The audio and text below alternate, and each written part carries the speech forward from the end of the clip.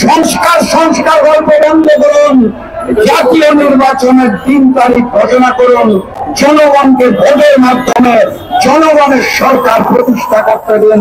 যেই জনগণের সরকারের জবাবদিহিতা থাকবে। আপনাদের এই কাল বাহানা সরকার আমরা আর চাই না।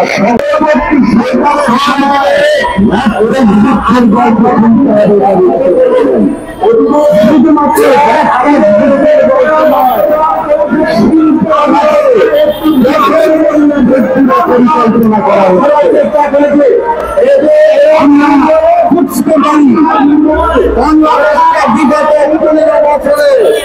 লুটপাট করার উদ্দেশ্যে শেখ হাসিনা সরকার যেভাবে করে জনগণের উপর চাপ দিয়েছিল তাতে আমাদের অর্থনীতি বিপর্যস্ত।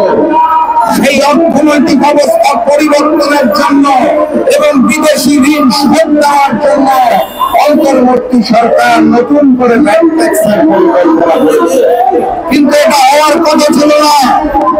আমরা স্পষ্ট ভাষায় বলে দিতে চাই, শুধুমাত্র শেখ পরিবারের পাচারকৃত অর্থ বাইরে থেকে ফেরত আনার ব্যবস্থা করুন, সকল ঋণ শোধ হয়ে যাবে, জনগণের উপর চাপ সৃষ্টি করবেন না।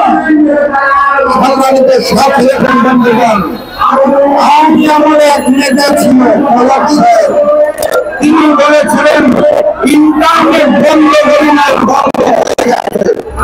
আমি অত্যন্ত দুঃখের সাথে অন্তর্বর্তী সরকারও আওয়ামী নেতাদের থেকে মোবাইল তারা বলার চেষ্টা করছেন কিন্তু জনগণকে কোনো প্রভাব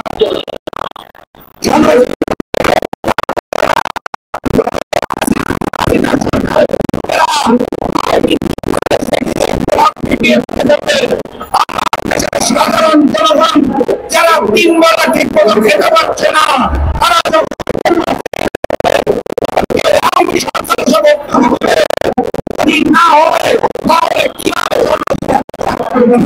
আমি সাংবাদিক ভাইদের মাধ্যমে সরকারের কাছে প্রশ্ন বক্তব্য দীর্ঘায়িত করবো না, অনেক জাতীয় মত আছে। আমি শুধু স্পষ্ট করে দিতে চাই, এই দেশের মানুষ আন্দোলন করতে জানে, সংগ্রাম করতে জানে, পদত্যাগ জানে, রক্ত দিতে জানে। অতএব সংস্কার সংস্কারের নামে নতুন দেশের মানুষের করবেন না, সংস্কারের নামে বাড়াবেন না, সংস্কারের নামে শিল্পক্ষেত্রে গ্যাসের দাম বাড়াবেন না। জনগণ ভোট দেওয়ার জন্য মুখী আছে, তাহলে দেশের জনগণ আবারও রাজপথে নামতে বাধ্য হবে এবং অন্তর্বর্তী সরকার বিরোধী আন্দোলন করতে হবে। সর্বশেষ শুধু বলে দিতে চাই, আপনারা আওয়ামী লীগ নন,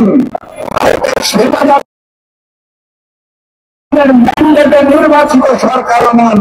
অতএব তাও বাহানা করবেন না, সংস্কার সংস্কার গল্প বন্ধ করুন, জাতীয় নির্বাচনের 3 তারিখ ঘোষণা করুন, জনগণকে ভোটের মাধ্যমে জনগণের সরকার প্রতিষ্ঠা করতে দিন। যেই জনগণের সরকারের জবাবদিহিতা থাকবে। আপনাদের এই কাল বাহানা সরকার আমরা আর চাই না। সংস্কারের গল্প বন্ধ করুন। আবার দেখা হবে। বিজয়ের পথযাত্রা শুরু।